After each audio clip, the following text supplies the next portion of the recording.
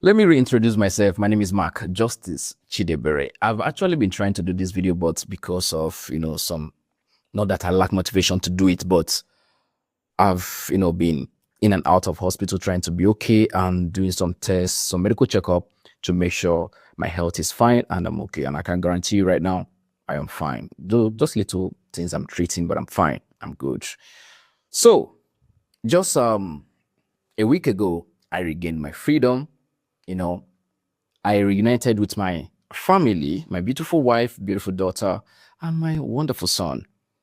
And it's quite a good experience, valuing something I almost lost. While playing with my kids and my wife, I remembered something. There is a family in Oyo State right now, or there's a man in Oyo State right now begging the governor, asking the governor, please help me, governor. My wife is in the forests. There is a man in Oyo State right now begging because his wife and his 2-year-old daughter is in the forest with kidnappers. Yeah, justice is back home. I'm with my family. I'm playing with my daughter, my wife, my son. But somebody in Oyo State is crying.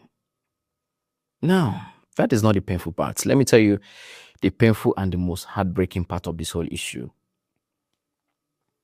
The day I was arraigned in court, in federal high courts, the way I appeared in court, I appeared with one of the most, will I say, armed security. I had one DSS in front of me, one by my side, one behind me, one beside me. That is 4 security people guiding me. I had a helios of security in front of the van and behind, and the ones guiding me. So I was well protected, and they let me understand that it is for my own good. They were protecting justice. And when we arrived at Federal High Court, I saw security. I saw this data tank, that police tank, water. I saw it everywhere. I saw army, I saw police, I saw everywhere. I was like, wow, is it because they are bringing me to court? They say, yes, it's because of you. I felt well protected. Oh, they protect me. Maybe somebody will try to harm me or something like that. Only for me to regain my freedom and realize that I had so much security. I had that security. That's so much security. I had so much security. But students that went to school in Oyo State did not have one police officer. A principal that is teaching the leaders of tomorrow, there was no one police officer to protect them. Yes. So the bad guys came to the school, carried up to 40 or more than 40 of them away to the forest. They went as far as doing a video to behead a teacher on camera and posted it. And for every day they've been in captivity, they've been with bandits, they do video every day and post it online. The most heartbreaking part of the whole thing is that you see a woman with a baby backing a 2-year-old child, and the baby is crying, and the woman is crying. And guess what? The father of that baby, the husband of that woman, is at home helpless. Yes, justice is back home. So those are the things that come to my head. If I'm having PTSD, if I'm having any trouble sleeping, those are the things that is giving me sleepless nights, not what I went through. Then, I want to tell Nigerians this. There is no fence. I'm speaking to you as someone who has been on both sides. I have been on the citizen side, on the side of, consign me. Nigeria happened to me. I have been on the side of speaking for Nigerians. Nigeria also happened to me. Now, let me define that word when Nigeria happened to you. It means when bad governance happened to you. Irrespective of who is in power, it can happen to you. You don't need to be a Yoruba. You don't need to be Igbo. You don't need to be Hausa. You don't need to be Christian. You don't need to be Muslim. You don't need to be worshiping Amadioha for it to happen to you. Even if your brother is the president and if he's incompetent, Nigeria will happen to you. No matter how rich and wealthy you are, it will happen to you. I have been on both sides. I can tell you that whichever one you are, whichever side you are, it can happen to you. It happened to me. It's still happening to me. It's happening to others. Tell me, what was the offense of that child that went to school to learn? The leaders of tomorrow were not protected by the leaders of today. The leaders of today failed to protect the leaders of tomorrow. But justice, crack, had enough security. I had 4 armed DSS. 1, 2, 3, 4. I don't want to go into how I was, adopted, how I was arrested in their own language. I don't want to go into that because the matter is still in court.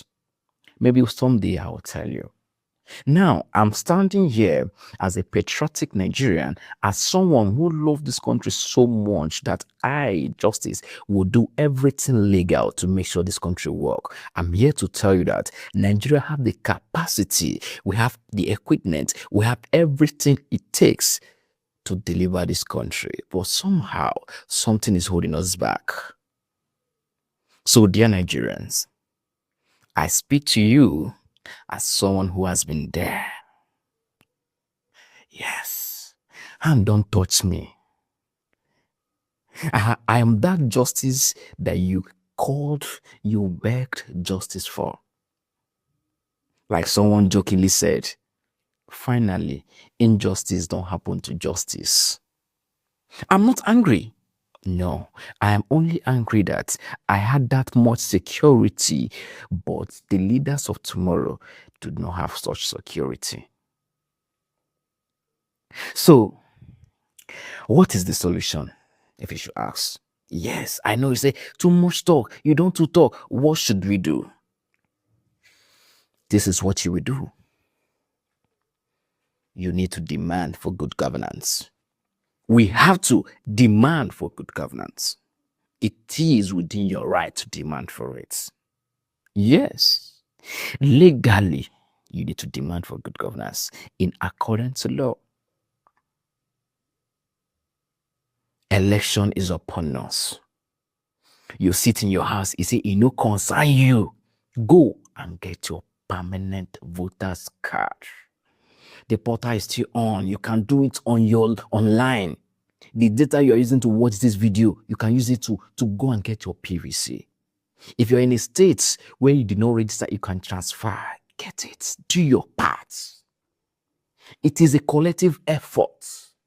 If you have 5,000 justice, if you have 1,000 justice crack, we will have a country of our dream. Justice, I want to join you. I want to join you. Justice does not join anybody. All we want is a country where the son of nobody can become somebody without knowing anybody. Is that too much to ask? So, dear Nigerians, I come to you again. Join hands together. Let's demand for a country, Nigeria, that we all can be proud of, irrespective of who is the president. It could be Tinubu tomorrow. It's Tinubu today. It could be Atiku tomorrow. It could be Obi. It could be Amechi. I pray, I wish that Obi becomes the president tomorrow. Even if he does 99, you see that 1% that he did not do, I will criticize him. Any leader that does not listen to critics has positioned himself to fail, because it is only those who criticize you that tell you the truth of what you don't do. Thank you, Nigerians.